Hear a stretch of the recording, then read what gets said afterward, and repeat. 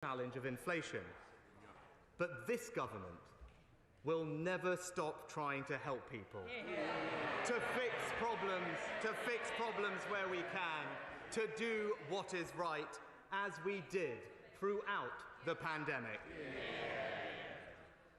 We need to make sure that for those whom the struggle is too hard and for whom the risks are too great, they are supported. This government will not sit idly by whilst there is a risk that some in our country might be set so far back they might never recover. This is simply unacceptable, and we will never allow that to happen. And I want to reassure everybody, we will get through this. We have the tools and the determination we need to combat and reduce inflation. We will make sure the most vulnerable and least well-off get the support they need at this time of difficulty. And we will turn this moment of difficulty into a springboard for economic renewal and growth, with more jobs, higher skills, greater investment. Our plan for a stronger economy. Madam Deputy Speaker, before I turn to the details of our plan, let me put into context for the House the challenge we face. This country is now experiencing the highest rate of inflation we have seen for 40 years. The Bank of England expects inflation to average around 9% this year. Our exposure to global shocks continues to explain most of the inflation above the 2% target. Supply chain disruption as the world reopened from COVID, combined with Russia's invasion of Ukraine, and potentially exacerbated by recent lockdowns in China, are all contributing to significant price increases for goods and energy. However, over the course of the year, the situation has evolved and has become more serious. There are areas of particular concern. Even excluding energy and food, core inflation has become broader-based and elevated. Of the basket of goods and services we use to measure inflation, a record proportion are seeing above-average price increases. Also, we are acutely exposed to the European energy price shock, and, like the US, we also have a tight labour market. Make no mistake, the lowest unemployment in almost 50 years, just months after averting a jobs crisis during the pandemic, is good news. But combined with the shock to European energy prices, it does contribute to the UK's relatively high rate of inflation. And lastly, as the Bank have noted, longer-term inflation expectations have risen above their historical averages by more than they are in the US and Europe. We cannot and must not allow short-term inflationary pressures to lead people to expect that high inflation will continue over the long term. Because, Madam Deputy Speaker, we can get inflation under control. It is not some abstract force outside our grasp. It may take time, but we have the tools we need and the resolve it will take to reduce inflation. Madam Deputy Speaker, we have 3 specific tools available to combat and reduce inflation, and we are using them all: independent monetary policy, fiscal responsibility, and supply-side activism. First, our primary tool is a strong independent monetary policy. Since control of monetary policy was taken out of the hands of politicians 25 years ago, inflation has averaged precisely 2%. It is right that the Bank of England are independent, and I know the Governor and his team will take decisive action to get inflation back on target and ensure inflation expectations remain firmly anchored. Second, we need responsible fiscal policy. That means providing fiscal support where required, but not making the situation unnecessarily worse, causing inflation, interest and mortgage rates to go up further than they otherwise would. Excessively adding fiscal stimulus into a supply-constrained economy, especially one in which households and businesses have built up over £300 billion of excess savings, risks being counterproductive and increasing inflationary pressures. In other words, fiscal support should be timely, temporary, and targeted. Timely because we need to help people when the shock is at its worst. Targeted because unconstrained stimulus will make the problem worse. And temporary because if we do not meet our fiscal rules and ensure the public finances are resilient in the longer run, we create even greater risks on inflation, interest rates, and the trend rate of economic growth. And third, we are taking an activist approach to supply-side reforms. This will increase our productive capacity, ease inflationary pressures, and raise our long-term growth potential. The Prime Minister's energy security strategy will, over time, reduce bills by increasing energy supply and improving energy efficiency. The Work and Pensions Secretary is moving 500,000 job seekers off welfare and into work, and doing more to support older people back into the jobs market. The Home Secretary is making our visa regime for high-skilled migrants one of the most competitive in the world. And in the autumn, we will bring forward tax cuts and reforms to encourage businesses to invest more, train more, and innovate more, the path to higher growth. So independent monetary policy, fiscal responsibility, supply-side reform. The country should have confidence that using these three tools, we will combat inflation and reduce it over time. But of course, we know that households are being hit hard right now. So today, Madam Deputy Speaker, we will provide significant support to the British people. But as I have said, a critical part of how we are dealing with inflation is responsible fiscal policy. What this means in practical terms is that as we support people more, we need to think about the fairest way to fund as much of that cost as possible.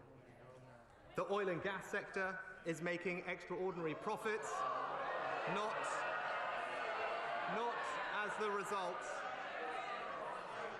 as the result of recent changes to risk-taking or innovation or efficiency, but as the result of surging global commodity prices, driven in part by Russia's war.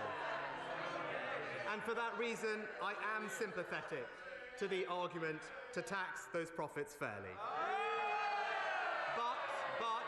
But as ever, Order. A bit of gentle banter is fine, but when it gets to the stage that nobody can hear what the Chancellor is saying, it's counterproductive. Now, quieter banter, please. Chancellor of the Exchequer. But, as ever, there is a sensible middle ground. We should not be ideological about this, we should be pragmatic. It is possible to both tax extraordinary profits fairly and incentivise investment. And so, like previous governments, including Conservative ones, we will introduce a temporary targeted energy profits levy, but we have built into the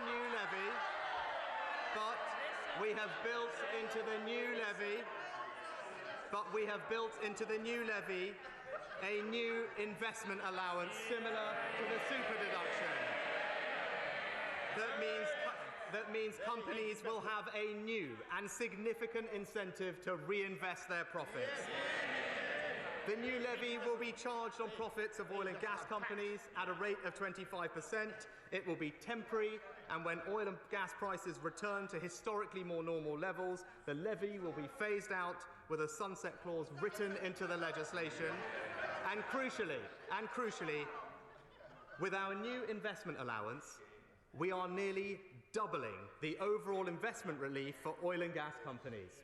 That means for every pound a company invests, they'll get back 90% in tax relief. So the more a company invests, the less tax they will pay. And we understand also that certain parts of the electricity generation sector are also making extraordinary profits. The reason for this is the way our market works. The price electricity generators are paid is linked not to the cost they incur in providing that electricity, but rather to the price of natural gas, which is extraordinarily high right now. Other countries like France, Italy, Spain and Greece have already taken measures to correct this. As set out in the Energy Security Strategy, we are consulting with the power generation sector and investors to drive forward energy market reforms and ensure the price paid for electricity is more reflective of the costs of production. But those reforms will take time to implement, so in the meantime, we are urgently evaluating the scale of these extraordinary profits and the appropriate steps to take. So, Madam Deputy Speaker, our energy profits levy will encourage investment, not deter it. It raises around £5 billion of revenue over the next year so that we can help families with the cost of living, and it avoids having to increase our debt burden further, because there is nothing noble in burdening future generations with ever more debt today, because politicians of the day were too weak to make the tough decisions. Madam Deputy Speaker, I know the whole House will agree we have a responsibility to help those who, through no fault of their own, are paying the highest price for the inflation we face. To help with the cost of living, we are going to provide significant, targeted support to millions of the most vulnerable people in our society, those on the lowest incomes, pensioners and disabled people. First, people on the lowest incomes. Over 8 million households already have incomes low enough for the state to be supporting their cost of living through the welfare system. They could be temporarily unemployed and looking for work, unable to work because of long-term sickness or disability, or on low pay and using benefits to top up their wages. Right now, they face incredibly difficult choices. So I can announce today we will send directly to around 8 million of the lowest income households a one-off cost of living payment of £650. Support worth over £5 billion to give vulnerable people certainty that we are standing by them at this challenging time. DWP will make the payment in 2 lump sums, the first from July, the second in autumn, with payments from HMRC for those on tax credits following shortly after. There is no need for people to fill out complicated forms or bureaucracy. We will send the payment straight to their bank accounts. Our policy will benefit over 8 million households in receipt of means-tested benefits from July. Uprating in that time frame could only be done for those on universal credit, and our policy will provide a larger average payment this year of £650, whereas uprating the same benefits by 9% would be worth only on average £530. There are 2 further groups who will need extra targeted support. Many pensioners are disproportionately impacted by higher energy costs. They can't always increase their incomes through work, and because they spend more time at home and are more vulnerable, they often need to keep the heating on for longer. And we estimate many people who are eligible for pension credit are not currently claiming it, which means there will be many vulnerable pensioners not receiving means-tested benefits. So I can announce today that from the autumn, we will send over 8 million pensioner households who receive the winter fuel payment an extra one-off pensioner cost of living payment of £300. Disabled people also face extra costs in their day-to-day lives, like having energy-intensive equipment around the home or workplace. So, to help the 6 million people who receive non-means-tested disability benefits, we will send them, from September, an extra one-off disability cost of living payment worth £150. Many disabled people will also receive the payment of £650 I have already announced, taking their total cost of living payments to £800. And I can reassure the House that next year, subject to the Secretary of State's review, benefits will be uprated by this September's CPI, which on current forecasts is likely to be significantly higher than the forecast inflation rate for next year. Similarly, the triple lock will apply for the state pension. Of course, we recognise the risk that with any policy there may be small numbers of people who will fall between the cracks. For example, it is not possible right now for DWP or HMRC to identify people on housing benefit who are not also claiming other benefits. So to support them and others, we will extend the Household Support Fund delivered by local authorities by £500 million from October. This is a significant set of interventions to support the most vulnerable in our country. We will legislate to deliver this support on the same terms in every part of the United Kingdom, including Northern Ireland. And taken together, our direct cash payments will help 1/3 of all UK households with a cost of living support worth £9 billion. So, Madam Deputy Speaker, we are meeting our responsibility to provide the most help to those on the lowest incomes. I believe that is fair, and I'm confident the House will agree. But there are many other families who do not require state support in normal times. They are also facing challenging times. Is it fair to leave them unsupported? The answer must surely be no. While it is impossible for the government to solve every problem, we can and will ease the burden as we help the entire country through the worst of this crisis. So we will provide more support with the rising cost of energy, and that support will be universal. Earlier this year, we announced £9 billion to help with the cost of energy, including a council tax rebate of £150 for tens of millions of households. And we plan to provide all households with £200 off their energy bills from October, with the cost of that repaid over the following 5 years. Since then, the outlook for energy prices has changed.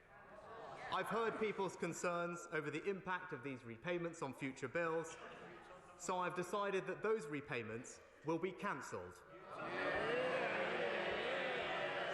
So for the avoidance of doubt, this support is now unambiguously a grant.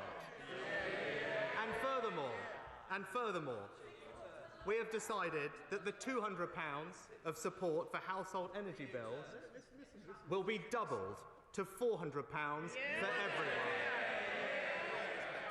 We are on the side of hard-working families with £6 billion of financial support. So, Madam Deputy Speaker, to summarise, our strategy is to combat and reduce inflation over time through independent monetary policy, fiscal responsibility and supply-side activism. We are raising emergency funds to help millions of the most vulnerable families who are struggling right now. And all households will benefit from universal support with energy bills of £400 with not a penny to repay. In total, the measures I've announced today provide support worth £15 billion. Combined with the plans we've already announced, that means we are supporting families with the cost of living with £37 billion or 1.5% of GDP. That's higher or similar than countries like France, Germany, Japan and Italy. And I'm proud to say that around 3/4 of that total support will go to vulnerable households. As a result of the measures we've announced today and the action we've already taken this year, the vast majority of households will receive £550. Pensioners will receive £850. And almost all of the 8 million most vulnerable households in the country will in total receive support of £1,200. And let me put this into context. The House will have noted the news from Ofgem earlier this week. They currently expect the energy price cap to rise in October to £2,800. That implies an average increase in people's bills this year of just under £1,200. The same amount our policies will provide for the most vulnerable people this year. I know there are other pressures. I'm not trying to claim we have solved the entire problem for everyone. No government could. But I hope that when people hear the significant steps we are taking, The millions we are helping, they will feel some of the burden eased, some of the pressures lifted. And they will know this government is standing by them.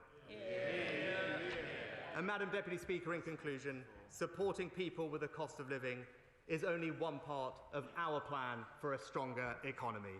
A plan that is creating more jobs, cutting taxes on working people, reducing our borrowing and debt, driving businesses to invest and innovate more, unleashing a skills revolution, seizing the benefits of Brexit and levelling up growth in all parts of the United Kingdom. The British people can trust this government because we have a plan for a stronger economy, and I commend it to this House. Shadow Chancellor Rachel Reid. Madam Deputy Speaker, after today's announcement, let there be no doubt about who is winning the battle of ideas in Britain. It is the Labour Party. Today it feels like the Chancellor has finally realised the problems that the country are facing.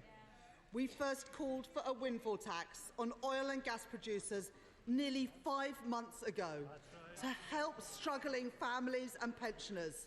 Today he has announced that policy, but he can't dare say the words. It's a policy that dare not speak its name with this Chancellor.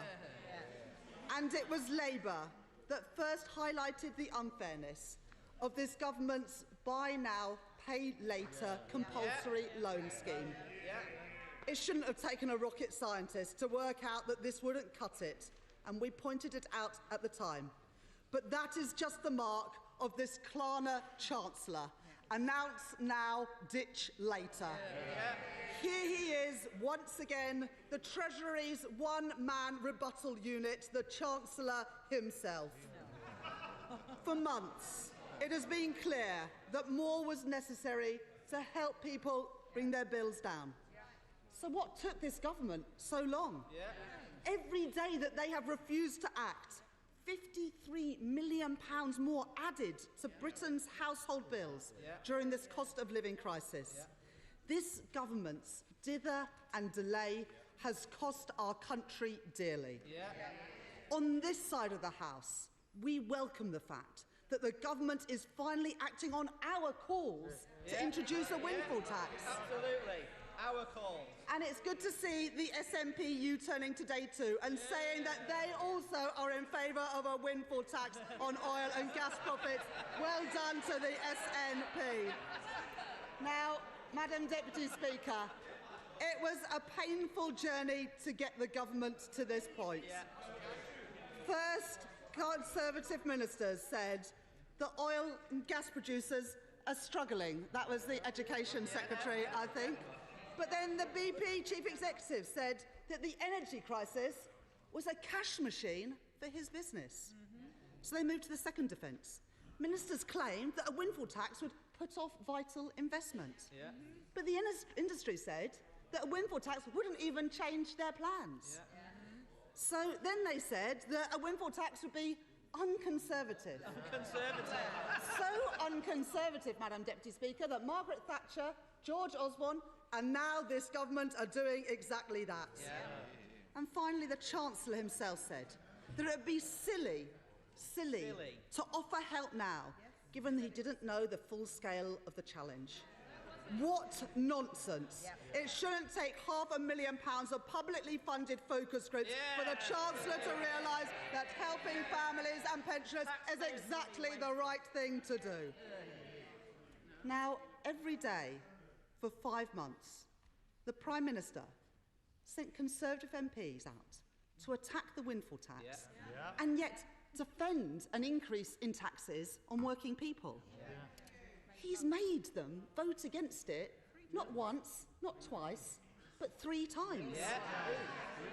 And for months he's sent his MPs to defend the litany of rule-breaking in number 10 Downing Street set out in the Sue Gray report yesterday. Now there is a lesson here for Conservative MPs.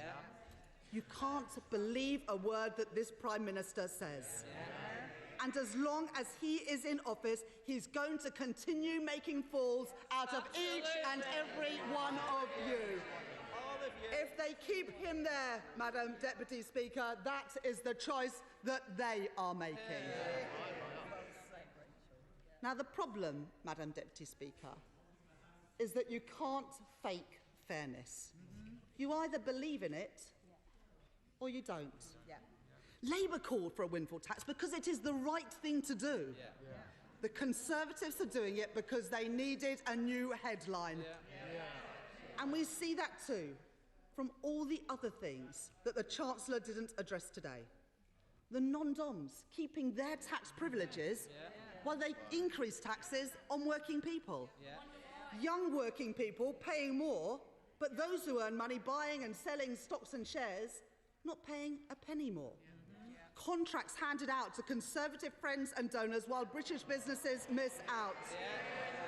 Global tech giants making billions in profits while smaller businesses and the energy-intensive industry struggle with higher bills and higher taxes from the Conservative Party. And £11.8 billion lost in fraud because of a total lack of respect for taxpayers' money. That's why we should have had an emergency budget today. To spike the hike in national insurance, to cut business rates for high street and small businesses, to provide help for energy-intensive firms and ensure that every pound of taxpayers' money is spent wisely. Madam Deputy Speaker, we will look closely at the detail of today's announcements. Of course, most of them seem to have been written by us, but so far, we have seen nothing to suggest that this Conservative government has the ideas or the energy to tackle the challenges that we face as a country. A Labour government would have addressed the underlying weaknesses in our economy so we can stop this spiral of inflation, lift wages and provide greater security for families and for our country. The truth is that they are running our economy and people's living standards into the ground. We are forecast to have the slowest growth and the highest inflation in the G7. This government has weakened the foundations of our economy, leaving us exposed to shocks as we lurch from crisis to crisis.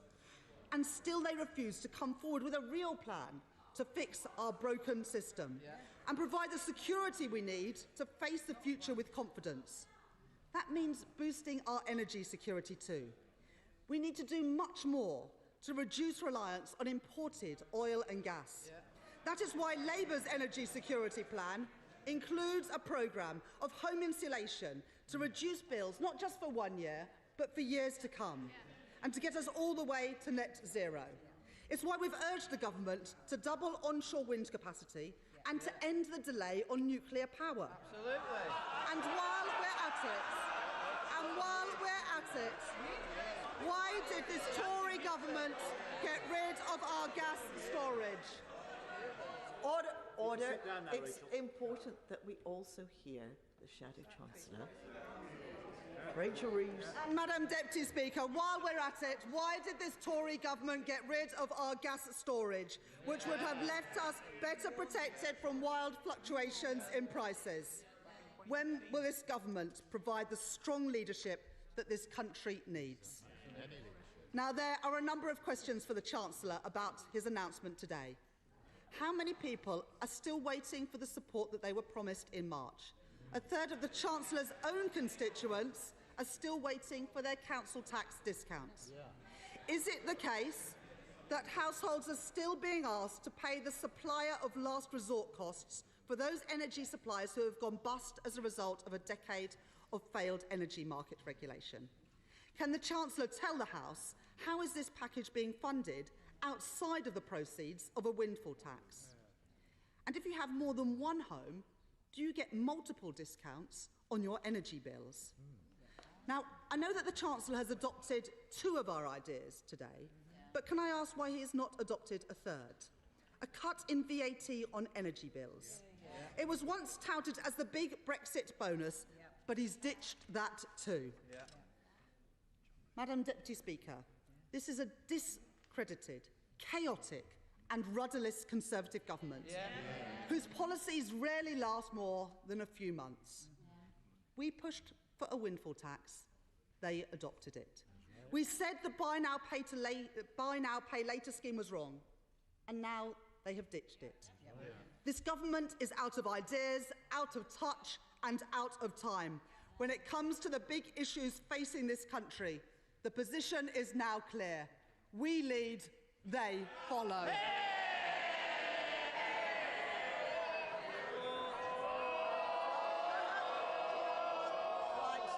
Order, order. We're not going any further unless you're quiet.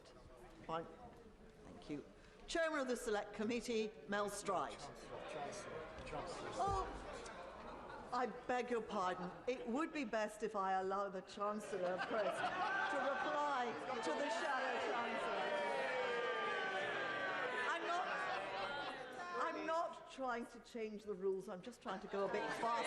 What are you going to say? Chancellor of the Exchequer. Thank you. Thank you, Madam Deputy Speaker. I thank the Honourable Lady Opposite for her contribution, albeit her response was based on a fundamental misunderstanding of why now is the right time to act.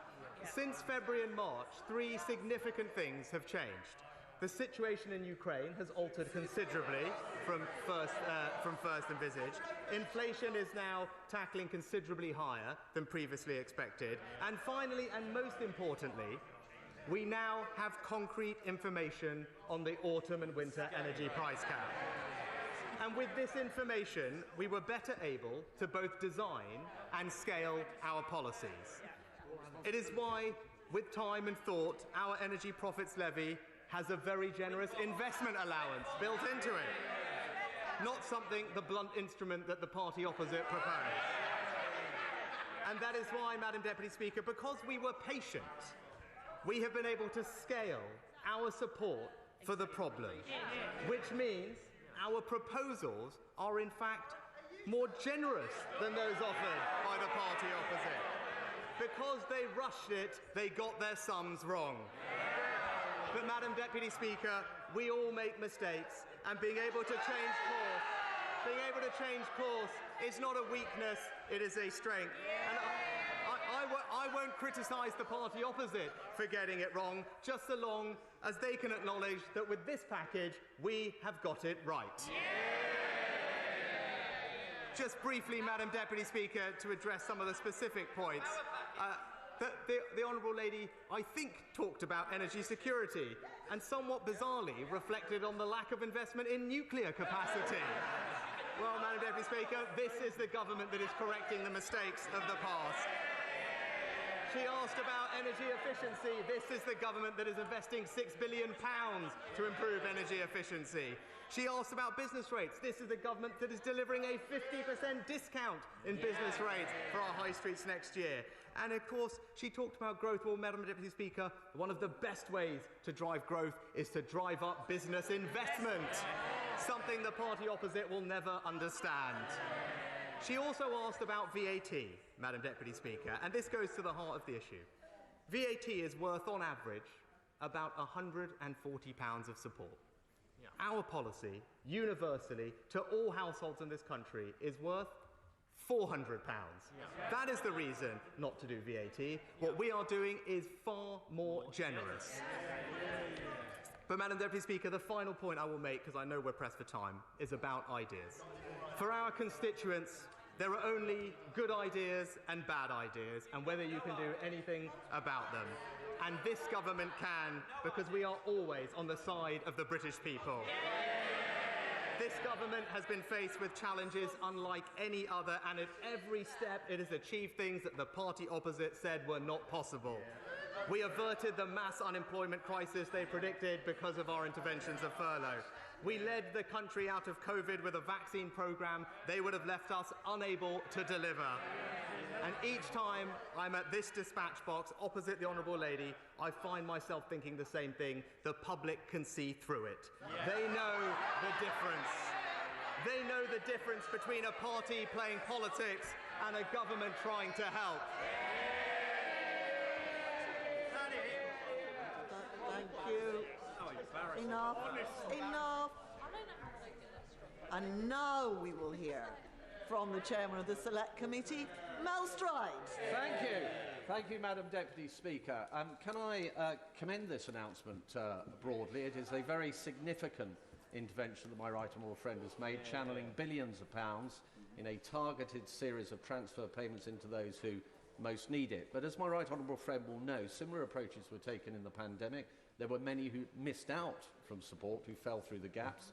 I note the additional increase in the household fund of £500 million, which is welcome. Could my right honourable friend set out to the House how he arrived at that figure and why he feels that will be adequate for the demand? And could I also ask him about the issue of inflation that he raised? These transfer payments will stimulate the economy. Granted, they will come with some tax increases as well, but could he share with the House his assessment of the inflationary impact of the announcement that he has just made? And finally, will he appear before the Treasury Select Committee immediately after recess so that we can look at these matters in greater detail? Yeah. Madam Deputy Speaker, I thank my right honourable friend for his questions. I thank him also for his thoughtful advice on how best the government should respond to the current situation. That's why we put the Household Support Fund in place with extra support, because very specifically the one group of those on means-tested benefits that we cannot deliver money to automatically are those who receive only housing benefit, because that's administered by local authorities, which is the main group that needs that specific help. But of course there may well be others, which is why the fund is there. And in terms of the inflationary impact, I do believe it will be manageable. He's right to highlight it, which is why it's important that the support we provide is both targeted, where it can make the most difference, that it's temporary, and that it is timely and gets help where required. And that is a right approach. Being fiscally responsible is going to help us combat inflation in the long run.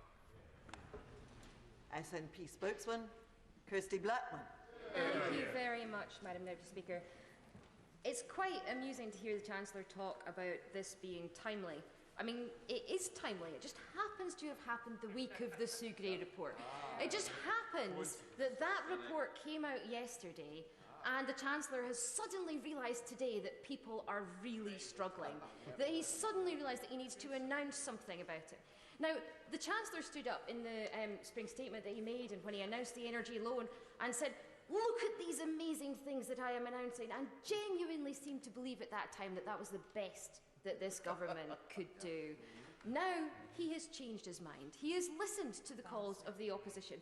He has listened to the calls of people up and down these islands who are struggling in many cases more than they have ever struggled before. I don't understand, Madam Deputy Speaker, why he has announced only a £15 billion package. He has got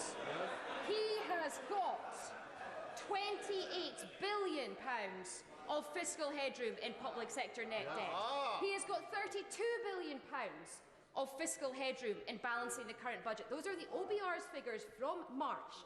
Yet, he is refusing to spend that money now in the timely, targeted way that it is needed now for people. He has stood up and he has announced, and I am very glad that he has announced money for the poorest households. I'm glad that it's been targeted in that way. It's not enough, Madam Deputy Speaker.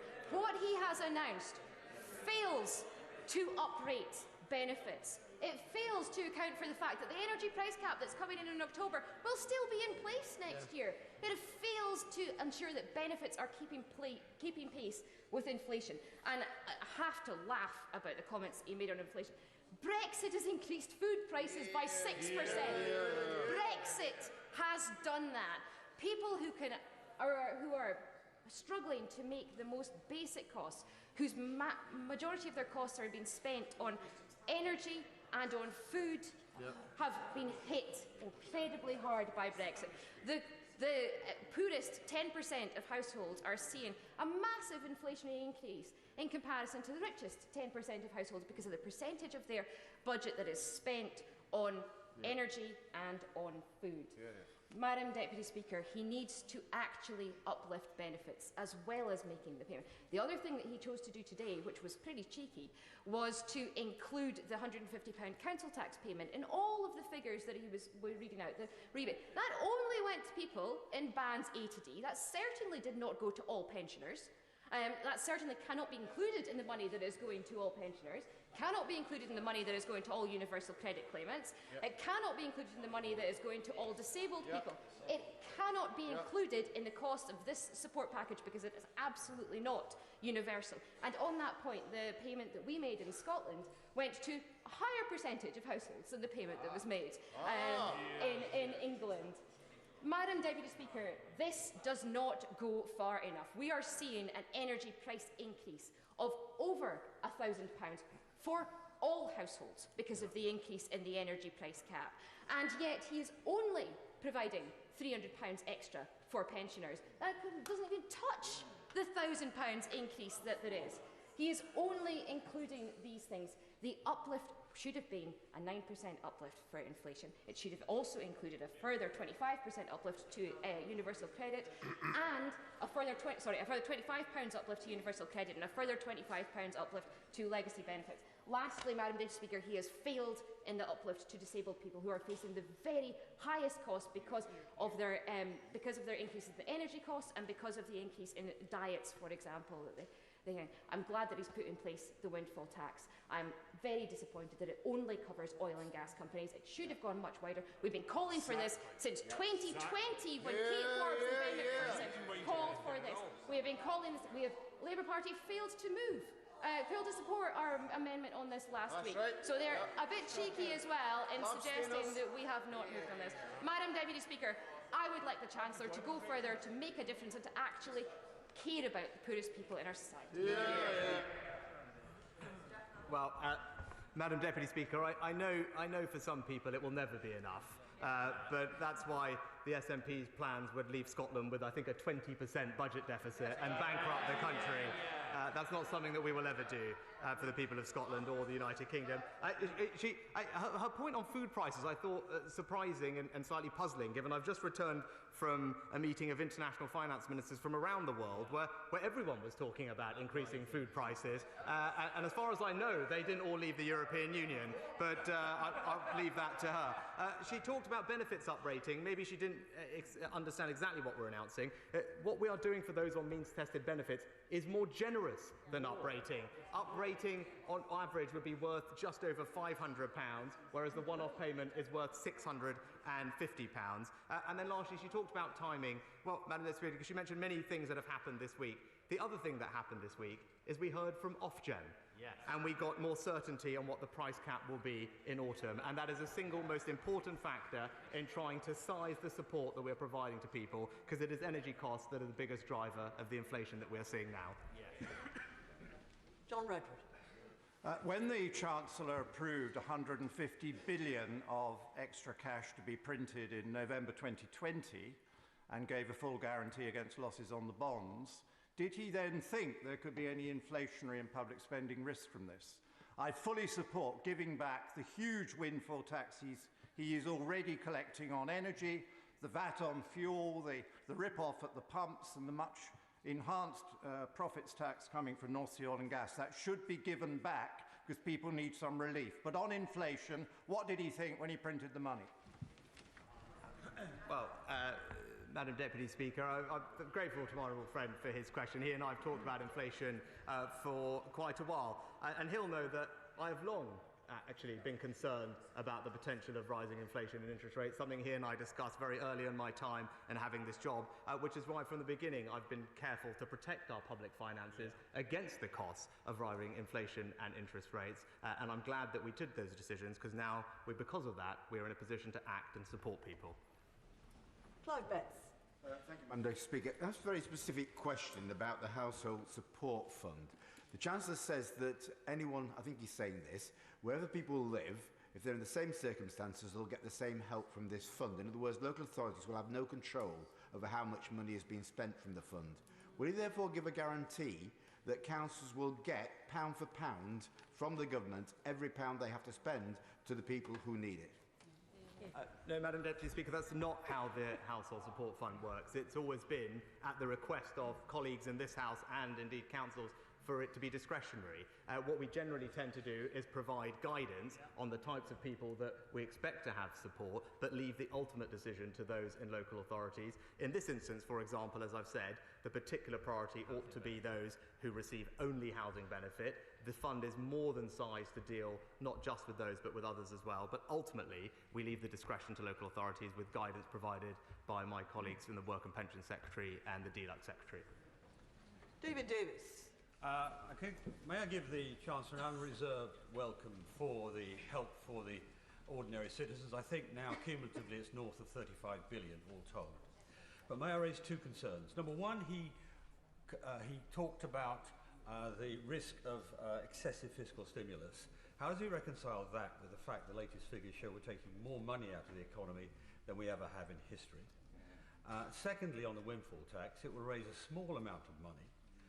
Stability of tax and low tax both encourage investment and growth. Is there not a risk that the Exchequer will lose more in growth than it would gain in the windfall tax? I thank my right honourable friend for his question. With regard to the figures on borrowing and stimulus, we actually are still running a relatively significant budget deficit this year, forecast to be 4% back in spring. So I wouldn't regard that as particularly tight policy on the fiscal side, and we will further, as I said, add support today. With regard to tax, I do believe it's important to continue to support investment. I believe the way that we've designed the energy profits levy with a doubling of the investment relief in it will mean that companies still have a very strong incentive to invest in the North Sea. Hilary Benn. Thank you very much indeed, Madam Deputy Speaker. People on prepayment meters, many of whom are on the lowest incomes, are still paying more for their energy than people who pay by direct debit. And they are increasingly likely to self-disconnect, to turn off the light and the warmth. When is the government going to act to end this price discrimination against some of the least well-off members of our society? Well, Madam Deputy Speaker, I know my right honourable friend, the Energy Secretary, is engaged with all the companies on how best to support people through this. With regards to the support we've announced today, about 7% of households are on non-smart prepayment meters, and we want to make sure that we get their support to them, and that has been taken into account and will be delivered through vouchers. And the remaining the remaining prepayment meters are smart, and the credit can be put straight on those meters, so they benefit. Laura Trott. Thank you, Madam Deputy Speaker. Can my right honourable friend confirm that under Labour's plans, my most vulnerable constituents in Swanley, in Westham and elsewhere will receive £600, but under our plans, they'll receive £1,200? My honourable friend is absolutely right. The combination of all the support we've announced means that someone on almost everybody on means-tested benefits should be in receipt of £1,200 of direct support from this government, and as she says, double, I think, the support offered by the party opposite. Christine Jardine. Thank you very much, Madam Deputy Speaker. And the word which occurs to me today is finally. Finally, after months of families in this country, proud families in this country who've never needed help before, crying out for help from this Chancellor. For pensioners who were sitting in cold houses in the winter because they couldn't afford to heat them. For all those people, for those families unable to put food on the table, this has come as too little, too late. As Liberal Democrats, we were calling on the Chancellor to bring in a windfall tax on the excess profits of energy companies in October, when it could have made a difference in the winter, instead of which the Chancellor was hiking up taxes and adding to the national insurance burden of those already hardest hit. So today, what I'd like to say to him is, will he listen the next time when from this side of the House he gets an idea, a suggestion that would help the people of this country rather than hike up their taxes? Well, Madam Deputy Speaker, 70% of those in work will pay less tax this year than they did last year because of the changes we've made. And I said, now is the time to act because we have more certainty over what the price cap in the autumn will be. We're 2/3 of the way through the observation window. Ofgem have given us a sense, and that means we can scale the support appropriately. Kevin Hollinrick. Mr. Speaker, can I warmly welcome my honourable friend's statement. I did think the Shadow Chancellor made a very fair point, actually, which was how we're going to fund this £15 billion. But isn't it also fair to ask, on the basis that the windfall taxes only would raise about £3 billion by Labour's calculations, how will they fund all the spending plans they've announced today and in previous occasions, and the tax reductions she's announced today and her previous tax reductions she's announced? Well, my honourable friend makes an excellent point. I think at last count we've had, £100 billion of spending commitments or tax reductions from the Labour Party. Less than a tenth of that has been funded, in spite of the Shadow Chancellor saying that she's committed to fiscal responsibility, because it's the same old story, Madam Deputy Speaker, with Labour. They ultimately always run out of other people's money. Naz Shah. Thank you, Madam Deputy Speaker, and I congratulate the Chancellor for pitching some of our ideas, and I'd really encourage him to look at the 17.5% of VAT as well. One of my constituents sent me a copy of bills. January 2021, electricity 10,731.70. January 2022, 48,694.56. 353.745% increase. How is the Chancellor's statement from today and his intervention going to help my businesses in my constituency, because he seems to have left them out? Madam Deputy Speaker, with regard to businesses, we have the Energy Intensive Industry Support Scheme, which my honourable friend the Business Secretary is consulting on extending and improving the generosity of. That helps our most energy-intensive industries in the country. David Duguid. Thank you very much, Madam Deputy Speaker. As the Chancellor knows, I have spoken in this House and to himself privately against Labour's proposals for a windfall tax, which I was waiting for the heckle, which, in my opinion, as I believe is shared by the Chancellor, were entirely blunt and too blunt an instrument and frankly punitive for the sake of being punitive. I welcome the Chancellor's support for those most affected by the rising costs, and I welcome his more targeted and specific approach to excess profits in the oil and gas industry and the relief on investment, which is already extensive, as my right honourable friend knows. Can I ask just two questions? Can he provide assurance that that charge will be applied to excess profits, and that those will be distinguished between the profits, or the increase in profits that would be expected in the natural cycle since the downturn of the last 12 years? And will he also commit to continue the constructive dialogue with the industry that has already been evident from this government in the interests of energy security and energy transition to net zero? Well, I thank my honourable friend, and he's an excellent champion for the industry, and he's right to be so, because it's an important industry for the success of our future economy, Madam Deputy Speaker. It employs hundreds of thousands of people, it invests an enormous amount, and we want to see that industry succeed, and I know with his support and this government's, we will make sure that that happens. Gavin Newlands. Thank you very much, Madam Deputy Speaker. This statement today may have put out the fires on the backbenches behind them, well, some of them, but it doesn't provide the comprehensive support and plan these islands require. In a 22-minute statement, which began with an explanation of a rate of inflation, he presumably forgot to mention Brexit, Madam Deputy Speaker, which has directly caused a 6% increase in food prices relative to international food prices, and is the reason why the IMF expect UK inflation to remain far higher than the rest of the G7 for a prolonged period. So we've heard the wholly inadequate firefighting today. What's his plan for the medium to long term? Madam Deputy Speaker, as I sped out, over the long term, through responsible fiscal policy, independent monetary policy and supply-side activism, we will combat and reduce inflation, and we're making progress on all three fronts. Duncan Baker. Deputy Speaker, I warmly welcome the statement here today. The Chancellor said that into the autumn he will think about tax cuts, which will be very welcome. Could I ask if he would think about raising the income tax personal allowance for millions of hard-working families? It has been kept the same for the last 2 tax years, but in lifting it, we would start to see those families being able to take more of their income home with them, which is very much needed at the moment. Well, I thank my honourable friend, and he's right that we want to make sure that our constituents can keep more of their hard-earned money, and that's why in July we'll be raising the national insurance primary threshold to equalise it with the income tax threshold, a tax cut for 30 million people worth around £330 each. Stella Creasy. Thank you, Madam Deputy Speaker. The Chancellor says he can't solve every problem, but there is one problem he could solve that wouldn't cost them a penny but would save millions of people billions of pounds. Because 1 in 10 households say it's loan repayments in themselves that are causing them destitution, with an average monthly repayment to find of around £370.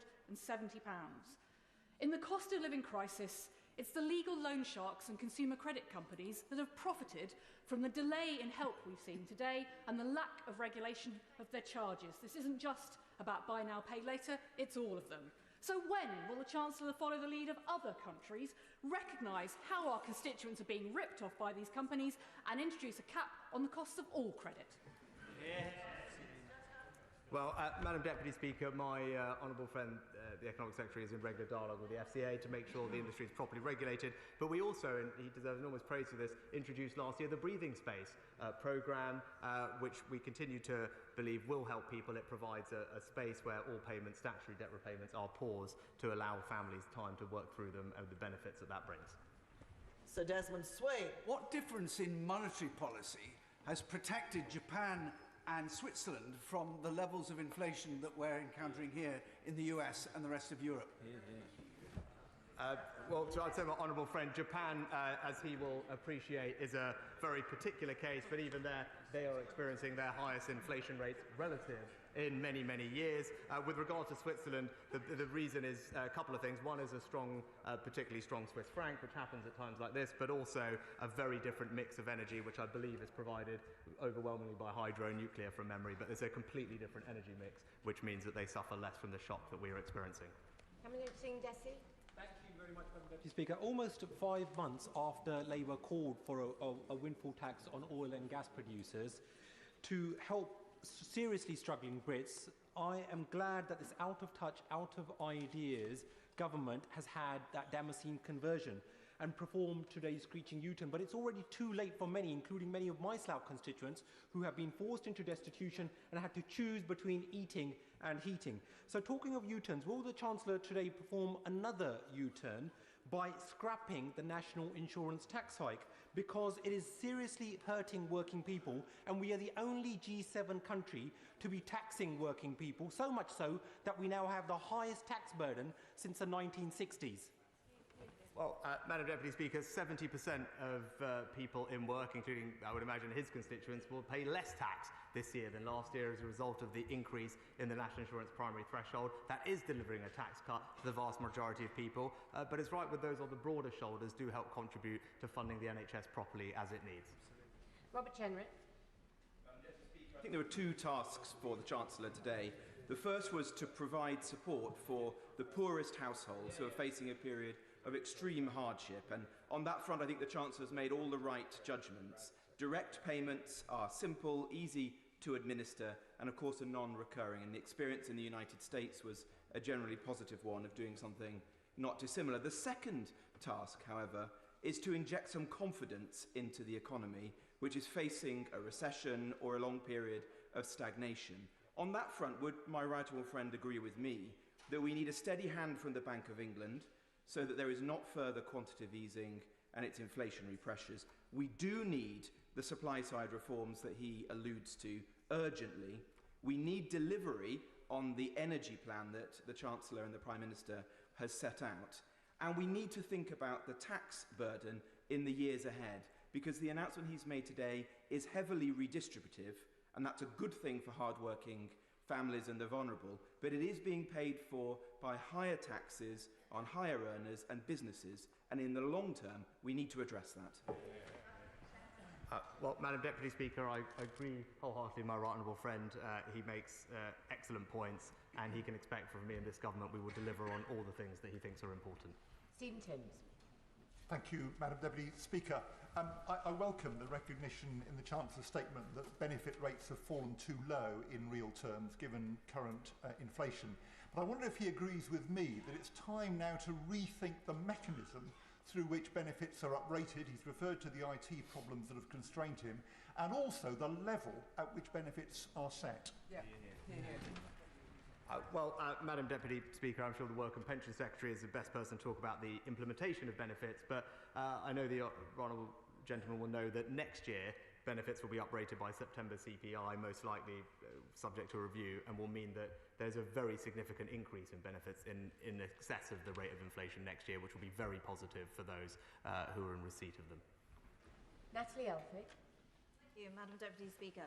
Does my right honourable friend agree that in addition to the vital, significant and welcome help to the cost of living, it is also important to continue to invest and create jobs in the economy? And would he join me in welcoming the £80 million investment made by the Treasury and HMRC in the Whitecliffs HMRC border facility that will bring 400 jobs to Dover and Deal and help secure customs and tax revenue, border control standards and the UK tax base? I know this is something that my honourable friend rightly cares passionately about for her community as well, and she's absolutely right. The best way to help people with the cost of living, indeed the best way to help them provide a better life for their families, is through well-paid work. That is why we are so focused on helping people into work and providing jobs. It's worth bearing in mind that someone moving off universal credit and into work is £6,000 a year better off. That is why we are focused wholeheartedly on moving people into work, and my honourable friend, the Work and Pension Secretary, deserves enormous credit for that. Dame Angela Eagle. Thank you very much, Madam Deputy Speaker. If the excess profits of the energy companies persist beyond this year, will the windfall tax persist? Will he actually explain how the sunset clause works, and will he also explain why his super deduction of 130% of investment has so far failed to spark the kind of investment he thought it would, but he thinks that a 90% investment allowance for the oil and gas companies will work? Madam Deputy Speaker, we will put a backstop sunset clause in the legislation with the energy profits levy. It will remain in place until prices return to a more normal level. In the past, that was specified specifically. We will take the time to get that right, but it will not be automatic in 12 months. It will depend on when prices return to a more normal level. Edward Tilson. Thank you very much, Madam Deputy Speaker. Over and above the up to 30 hours free childcare for 3 and 4-year-olds and 15 hours for disadvantaged 2-year-olds, there's also tax-free childcare that could help alleviate the pressure for many families in Edinburgh and across the country with the cost of living. But only 1 in 5 eligible families take up that scheme, which has led to an underspend of about £2.5 billion over the last 4 years. So what is my right honourable friend going to do to help those families get the support that they're entitled to help them through this difficult time? My honourable friend rightly is passionate about this subject, something he knows a lot about. I can tell him that both the Education Secretary and indeed the Exchequer Secretary are working very hard to try and combat the low take-up of tax-free childcare. It is a generous benefit worth up to £2,000 a year. We want to make sure that everyone who can benefit from it does. Ian Paisley. Thank you very much, Madam Deputy Speaker. You're most generous. This is a significant intervention in the economy. There's absolutely no doubt about that, and the Chancellor has said it's for all of the UK, and probably one of the reasons why we celebrate being unionists for that. But with regards to the cost of living crisis in Northern Ireland, the Road Haulage Association has indicated that cost of living is higher in Northern Ireland by 34%. So with that in mind, can the Chancellor confirm that these measures announced today apply to Northern Ireland without exception, and that will the EU have to be consulted about any aspect of these measures before they apply? Madam Deputy Speaker, as I said, with all the direct payments through the welfare system, we will take legislative powers to deliver those directly in Northern Ireland where we believe we have the operational capacity to do so.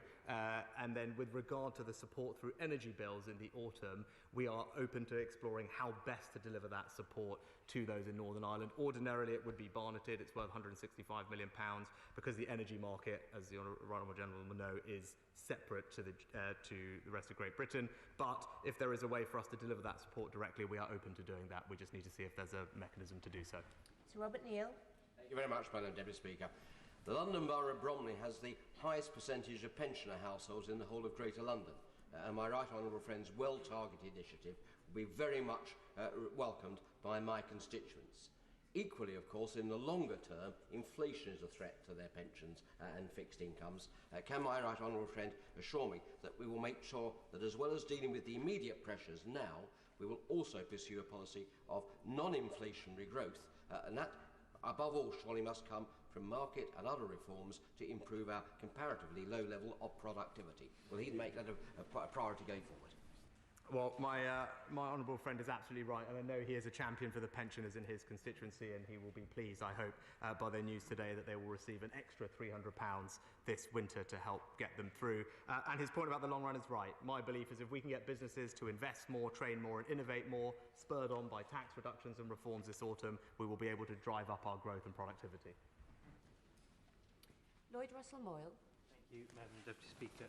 I welcome that the Chancellor has accepted many of Labour's calls, but for my constituent who is on £1,300 take-home pay, pays a rent of £800, council tax of £100, debt repayments of £100 a month, travel costs of £100 a month, and fuel of £200 a month, he's left with nothing to eat with. He's ineligible for universal credit, and because he lives in a block of rented flats where the landlord redistributes the fuel, will be ineligible for also the fuel rebate. Will the Chancellor give confirmation to councils for their discretionary money that must also prioritise people who live in park homes or people who receive their fuel from their landlords, so they can get support as well, because they're currently excluded?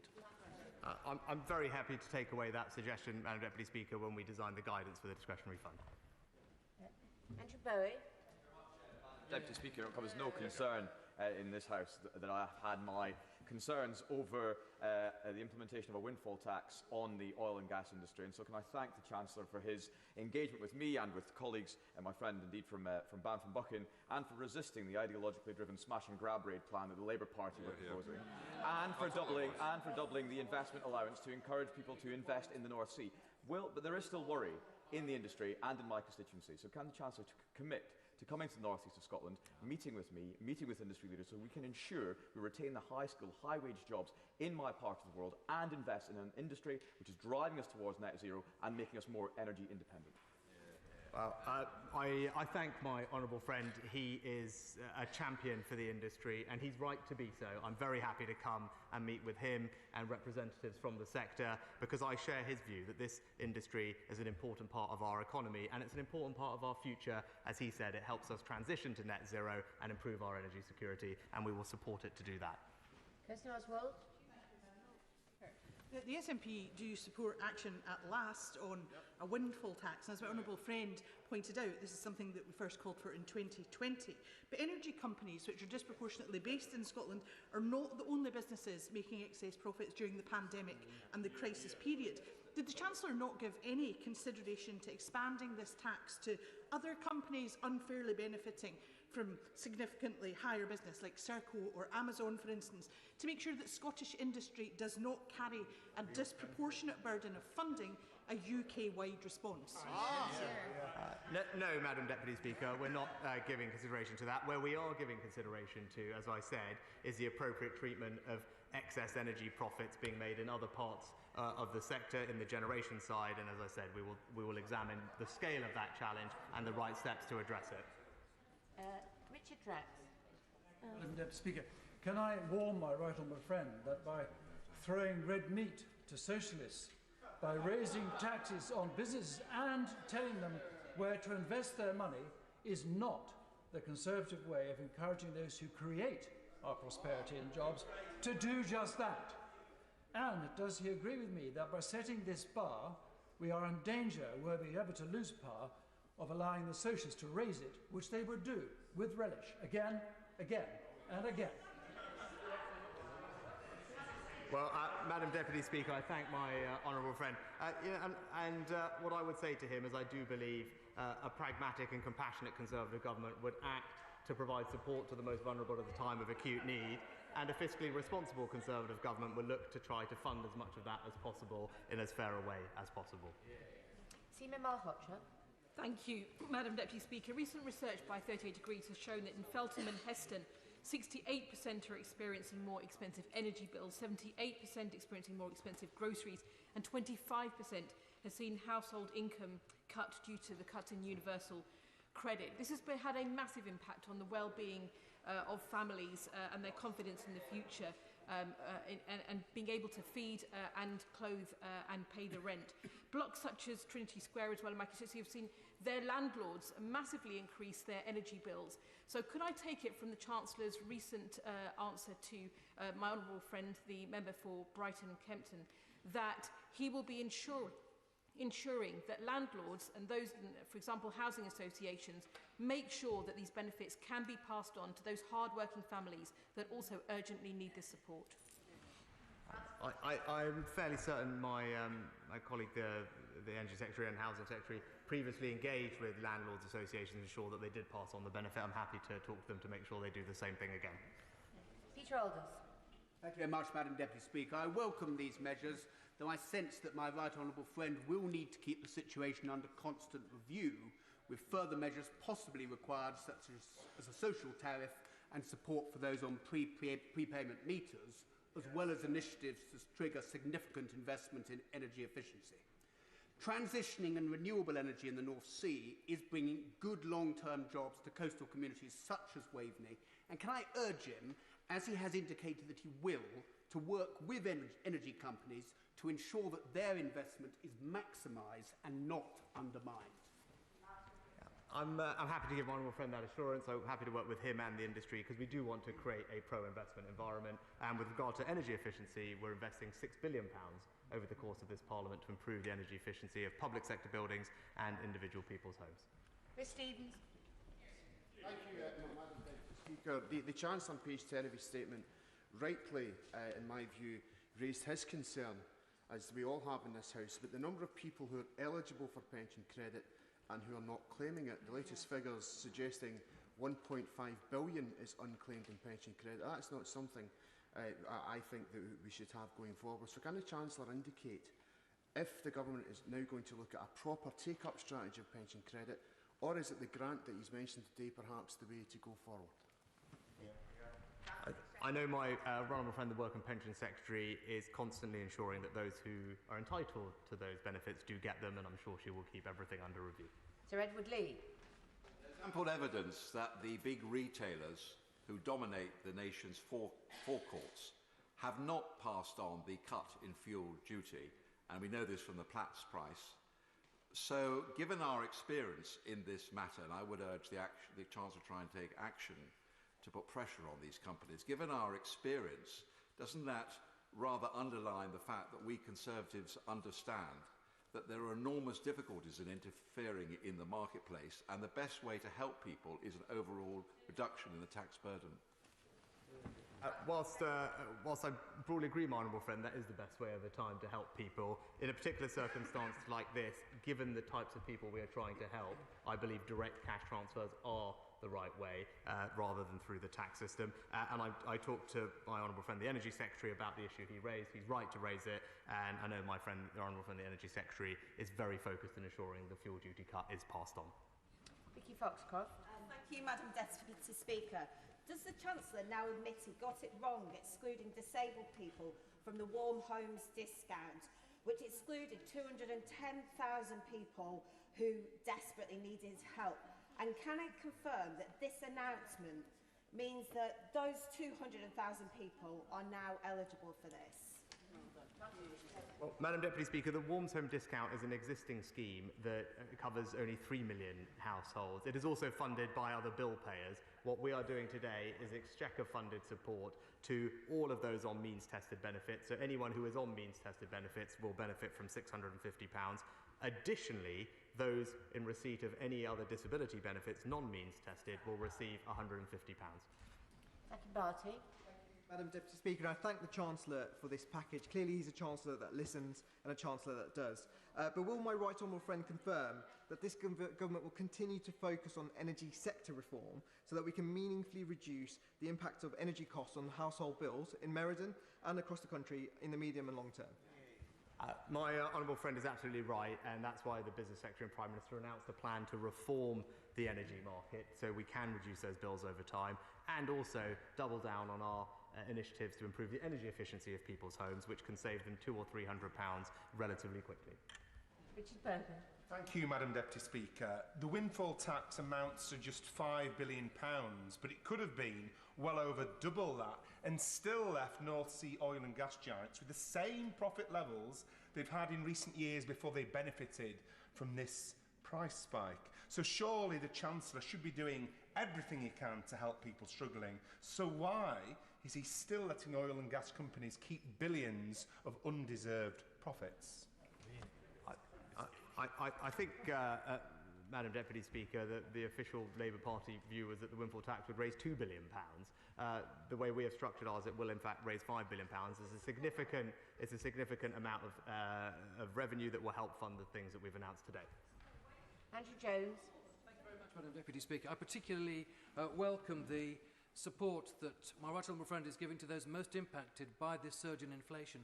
But as part of his excellent statement, he highlighted supply-side reforms, which I think will be most important in the medium term, but they will take some time to come through.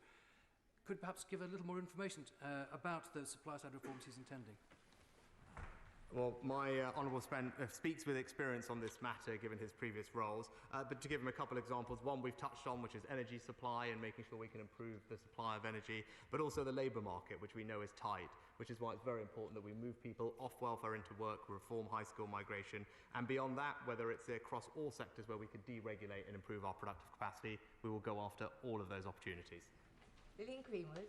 Thank you, Madam Deputy Speaker.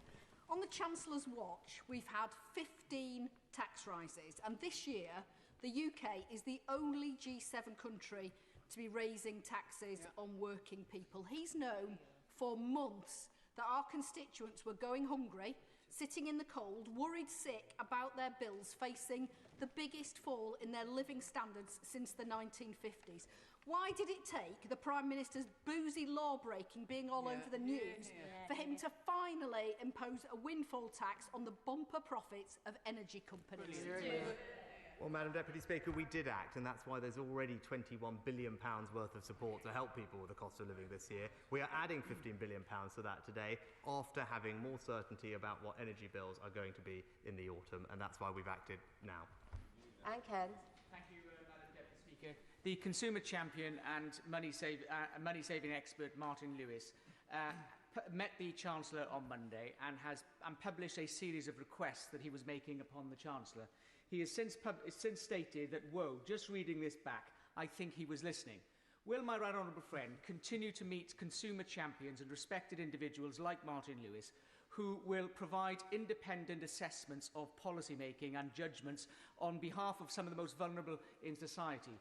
And does he further recognise, whilst we have two countries at war in Europe who are either large food producers or large energy providers, that there will always be a time where we won't be able to answer everyone's demands?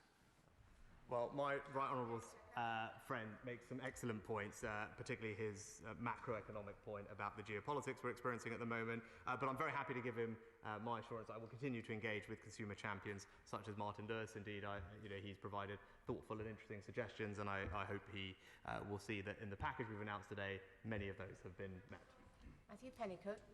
Madam Deputy Speaker, why has the Chancellor not provided additional targeted support to the 500,000 communal heating system customers who are not protected by the energy price cap? Well, Madam Deputy Speaker, we haven't changed the structure of how the price cap works. It covers what it covers, but what we have done is provide discretionary funding, already £500 million this year between spring and autumn, and now an additional £500 million from October through to next spring to pick up all of those who might be in particular circumstances that need additional assistance. Hugh Merriman. Speaker, can I welcome the Chancellor's economic package? It's thoughtful, it's innovative, and it's incredibly generous, much more so than some of the ideas some are saying he has taken from the opposition side. Last week, I met our fantastic Citizens Advice team who work so hard locally. They had a number of measures. He's delivered on them all. They had one remaining. They were concerned that one-off payments, generous as they are, can sometimes be difficult for people with particular challenges to manage. Will he look at that in terms of rollout and ensure that we can really help the people that perhaps need it the most? thank my honourable friend for his support and join him in paying tribute to our fantastic Citizens Advice Bureaus for the excellent work that they do. He raises a good point, which is why the payment will be one of the reasons why the payment will be staggered in 2 tranches. So it won't come all in one go. The first tranche will come in July and the second tranche later in the autumn, and that, I think, will help address the issue that he raised. Rachel Hopkins. Thank you, Madam Deputy Speaker.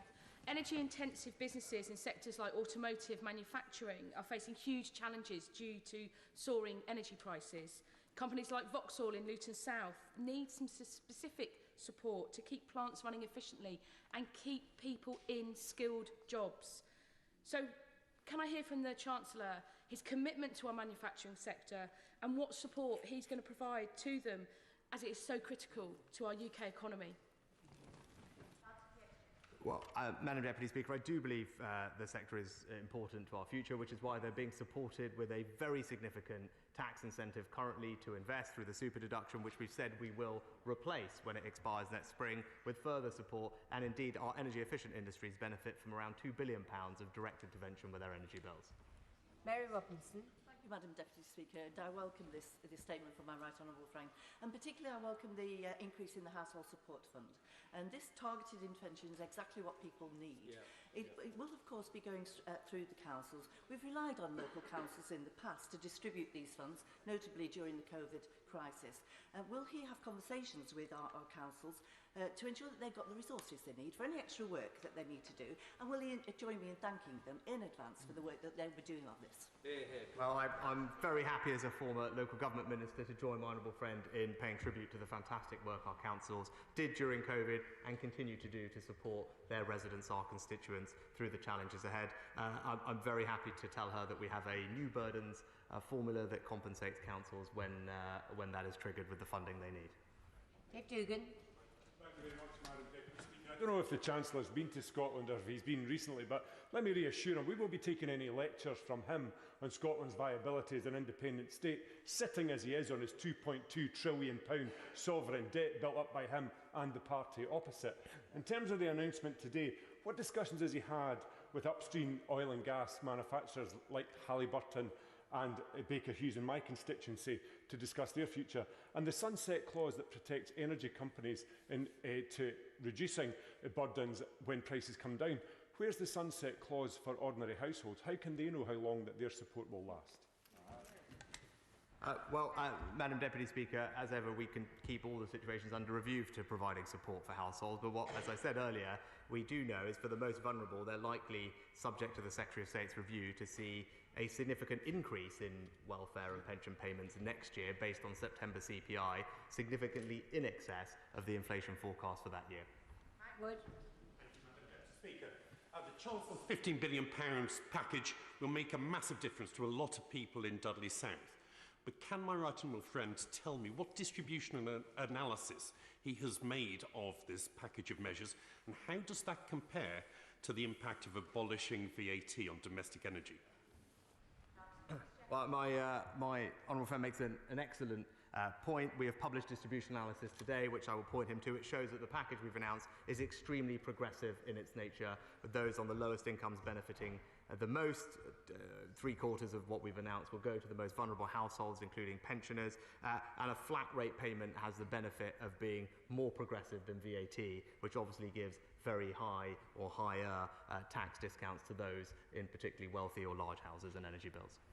Jessica Morden. Thanks, Madam Deputy Speaker. In acknowledging the government's long overdue U-turns today, and we should be clear that this delay has cost people dearly, can I relay to the Chancellor that this week a local housing association told me they're seeing under 25-year-olds who have shamelessly paid a lower rate of universal credit, using it all on gas and electric bills, made worse by sky-high standing charges, which account for £3.50 out of £10, and particularly high in South Wales. What's the Chancellor doing to address these long-term issues?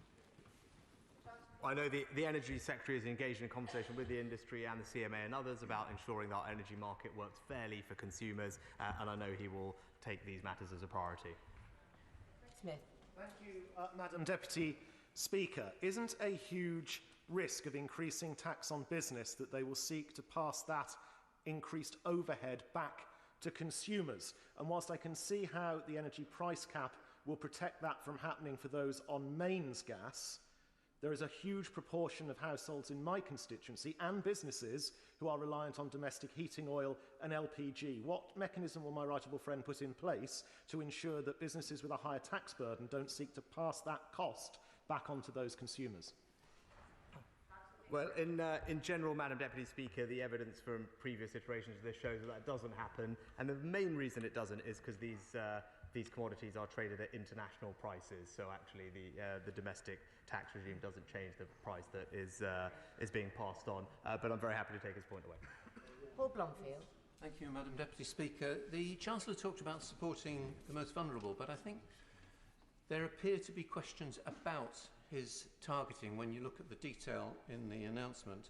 Everybody accepts that the most effective way of getting support to those most in need would be restoring the universal credit uplift and extending it to those on legacy benefits. So why is he so ideologically opposed to the action that would have made the biggest difference to the hardest hit?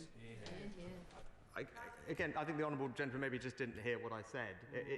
We are extending the support to all those in means-tested benefits, not just those on universal credit, who account for less than half of all the households on means-tested benefits. What we're doing is more comprehensive than what he's suggesting, and it's in fact more generous, because £650 of support is more generous than uprating, which in aggregate, on average, would only be worth just over £500. Joe Davis. Thank you, Madam Deputy Speaker. Since 2011, the basic state pension has gone up by 35%, and today pensioners across Grantham and Stamford are seeing additional support at this very difficult time.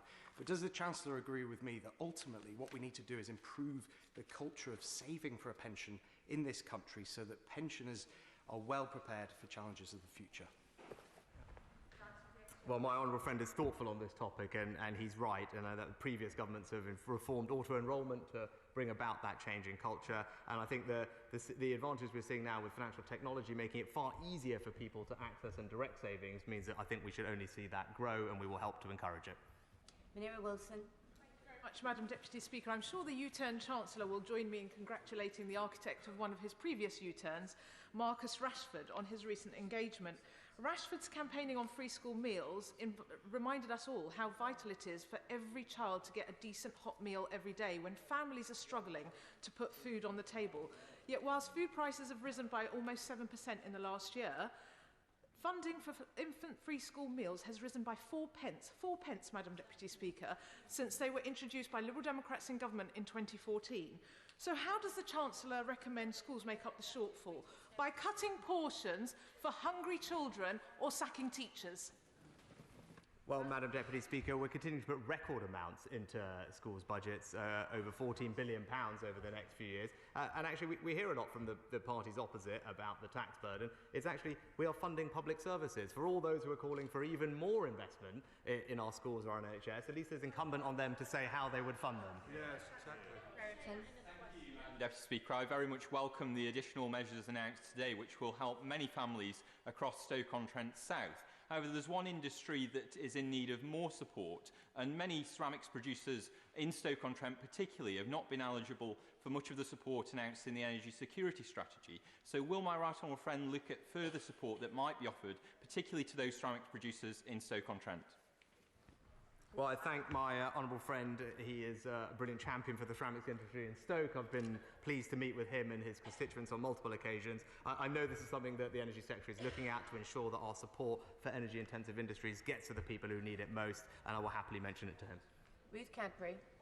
Deputy Speaker, by doubling onshore wind capacity, £6 billion could be saved from household bills, as would our dependence on imported energy. It would contribute towards our net zero targets and create thousands of jobs. So is the Chancellor still blocking the development of onshore wind? Madam Deputy Speaker, if the Honourable Lady looks at the energy security strategy published by the Prime Minister and Energy Secretary, she will see that there is a section specifically about more onshore wind with the consent of communities and making sure they benefit from that development. James Wile. Thank you, Madam Deputy Speaker. With the big increases in energy prices and other bills, my right honourable friend is correct to bring forward these further comprehensive proposals to help the most vulnerable people. And isn't this a response that's rooted in Conservative values, better targeted than the proposals put forward by Labour to help those most in need? And will he also bring that strong focus to delivering the investment, growth and supply-side reform that we need to see?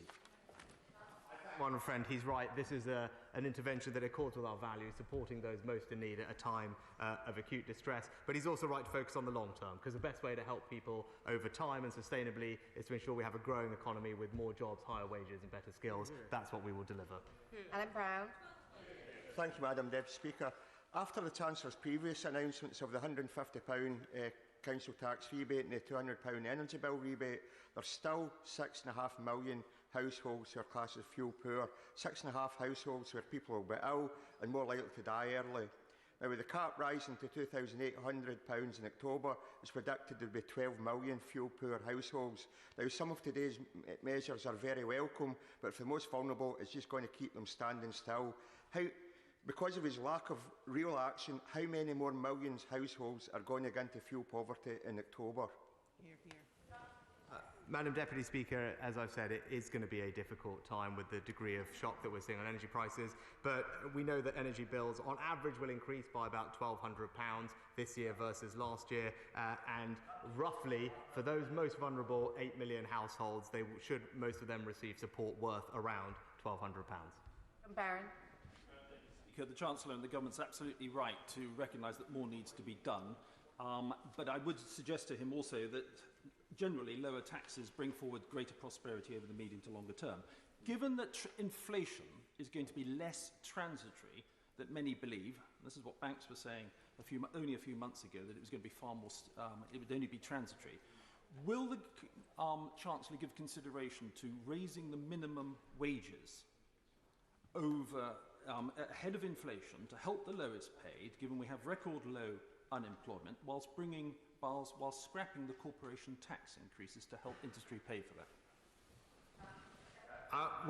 Madam Deputy Speaker, I'm proud that the minimum wage has gone up this year significantly, putting £1,000 extra into people's paychecks, and actually we have a target long-term to increase it to 2/3 of median earnings, which will ensure that it does tend to rise faster than inflation in normal times, but I'm happy to work with him on making that happen. Rachel Maskell. Thank you, Madam Deputy Speaker. The Chancellor is slowing one crisis while accelerating another crisis, the climate crisis. So why is he investing in hydrocarbons, which should be staying in the ground, instead of investing in retrofitting those properties, which would ultimately save energy costs, as Labour has proposed, and would make a real difference to people's energy bills? Unlike the party opposite, we believe in the North Sea and we believe in our domestic energy industry. It employs hundreds of thousands of people, and it's going to help us increase our energy security and transition to net zero, which is why it's not wrong. It's wrong to stigmatise it, and it's absolutely right to support it and support its investment ambitions in the way that we are. Ben Lake. Speaker, the Chancellor is aware, of course, that some 20% of households in Wales are not connected to the mains gas grid, and in rural areas like Ceredigion, that proportion is significantly higher. Will he confirm that the £400 grant that he announced today will apply to those off-grid homes? And if so, what, if anything, they'll need to do in order to receive the support? I know the Honourable Gentleman's raised this recently, and he's right to do it, and as a rural MP I share his concerns. The energy bill rebate is done based on electricity meters rather than gas, so it will apply both to his constituents and mine. Ruth Jones. Thank you, Madam Deputy Speaker, and I thank the Chancellor for his statement today. And I know constituents of Newport West will be grateful that he's acted to help them in some small way at long last. But can he confirm only those who are already receiving benefits or started a claim before the 25th of May will get the first instalment of the £650 he outlined in his statement today? Because am I right in thinking that this means a woman leaving an abusive relationship today and needing to claim for the first time won't get this instalment? The Honourable is right. Of course, there's an eligibility date for us to process one-off payments, but that's part of the reason we have staggered the payments in 2 tranches to make sure that we catch those who arrive onto the welfare bill in between those payments, with a stretch period between them to catch as many of those people as possible. Owatemi. Deputy Speaker, for months now I have been telling the Chancellor about the financial struggles that many families in my constituency of Coventry North West have been facing.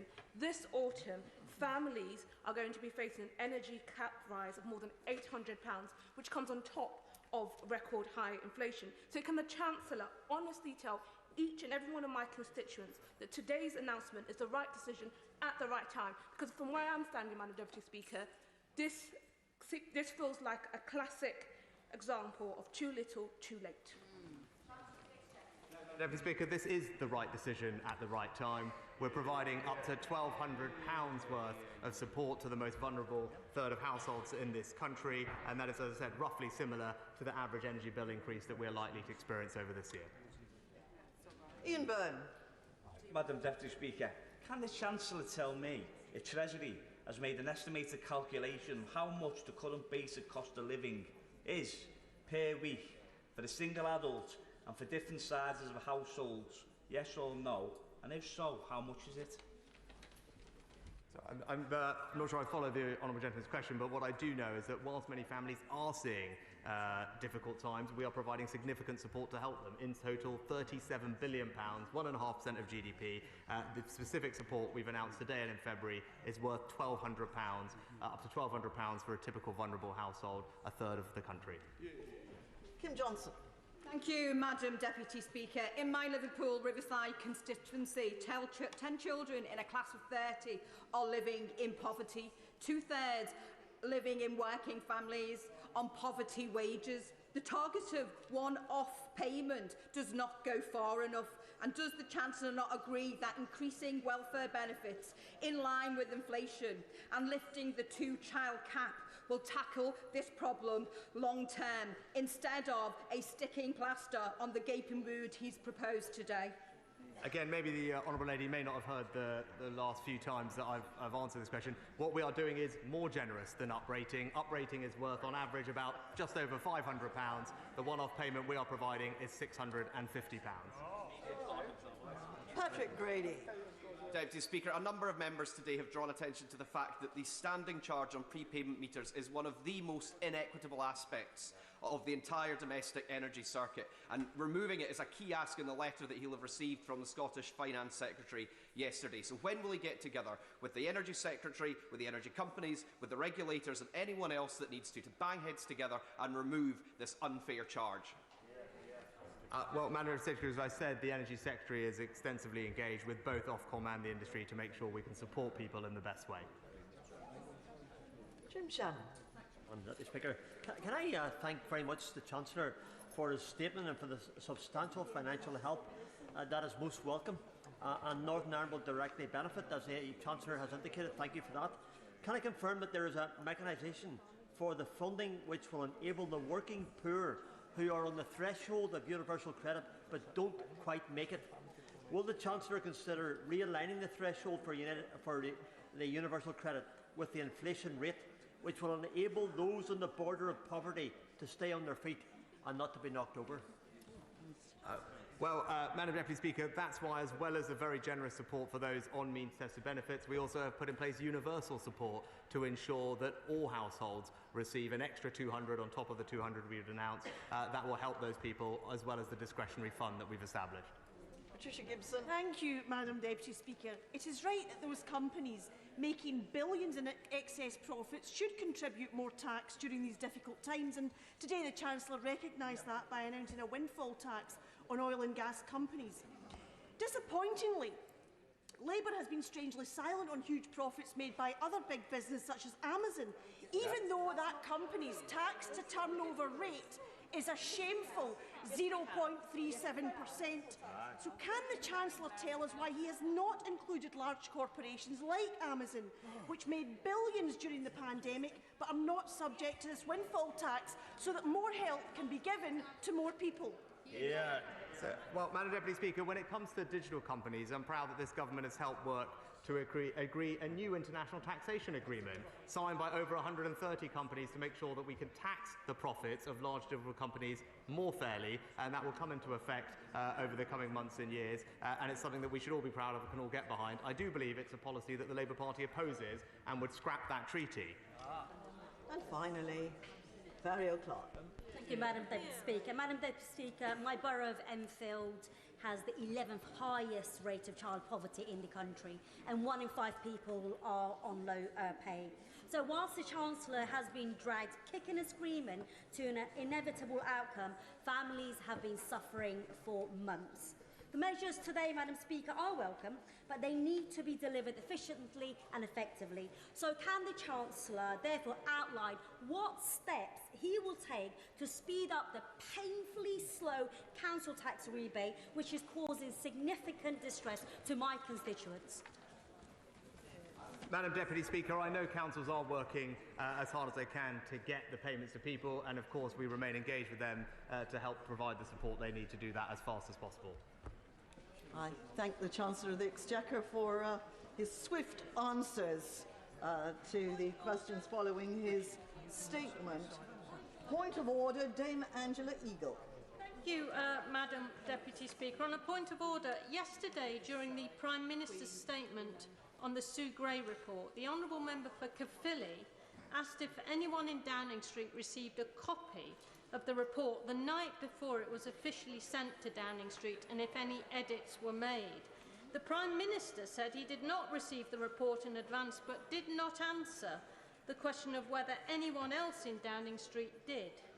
There's since been further speculation that this official was in fact the Right Honourable Member for North East Cambridgeshire, who doubles up as the Prime Minister's Chief of Staff. Given his unique position as a member of this House, a member of the Cabinet and the Prime Minister's Chief of Staff, can I seek your guidance on if it would be in order to table a named day question asking if he received a copy of the Sue Gray report in advance and whether he sought either successfully or unsuccessfully to make amendments to it? I am grateful to the Honourable Member for having given me notice that she intended to raise this point of order. It is, of course, open to the Honourable Lady to table a written question. If she is considering doing so, then she would be best advised to talk to the clerks in the table office, who would be more than happy to give her advice. But I will say to her that she will, of course, be aware that questions require a factual basis, not just immediate speculation. And no, we don't need any commentary on this. I'm answering the point of order. I know the Honourable Lady appreciates that such a question would require a factual basis. And of course, it would need to entail a degree of ministerial responsibility, because that is the fact that makes ministers accountable to the House and at the dispatch box. I'm quite sure that the clerks in the table office will be able to advise her appropriately, and I hope that that answer is helpful to her. Thank you. I would now like to make a brief statement on behalf of the Speaker in relation to the humble address celebrating Her Majesty the Queen's Platinum Jubilee. The Speaker says, "The House will be aware that I am absent as I am travelling to the Falkland Islands for a long-planned visit to commemorate the 40th anniversary of the war there. I had hoped, and passed on my hope to the government, that the debate on the humble address might have been scheduled for an earlier day so as to avoid the clash, but for reasons I do not fully understand, that has not been possible. I hope, therefore, that the House will understand that I want to put on record that no disrespect is intended by my absence. Indeed, I look forward to celebrating the Jubilee in the Falkland Islands, where, in the words of the Chair of the Legislative Assembly, our distance only serves to strengthen the feelings of gratitude, love and respect that we have for Her Majesty the Queen." I would like to give, Mr. Speaker says, I would like to give my own short tribute to Her Majesty the Duke of Lancaster. Most gracious Sovereign, we, your faithful House of Commons, offer our heartfelt congratulations on the completion of 70 years of your reign. We are pleased to have contributed to the Jubilee lamps in New Palace Yard to symbolise the enduring and guiding light you have been to our nation and indeed to the whole world. Not only has Your Majesty been a constant presence in the lives of most of your subjects, but you are also the third longest serving monarch in world history and the first in this country to achieve a platinum jubilee, which is an incredible feat. Your long and distinguished reign has seen extraordinary changes at home and in the wider world. The United Kingdom of 1952 would be unrecognisable today. Back then, the country was making tentative steps towards rebuilding and recovering from the ravages of the Second World War, while today we are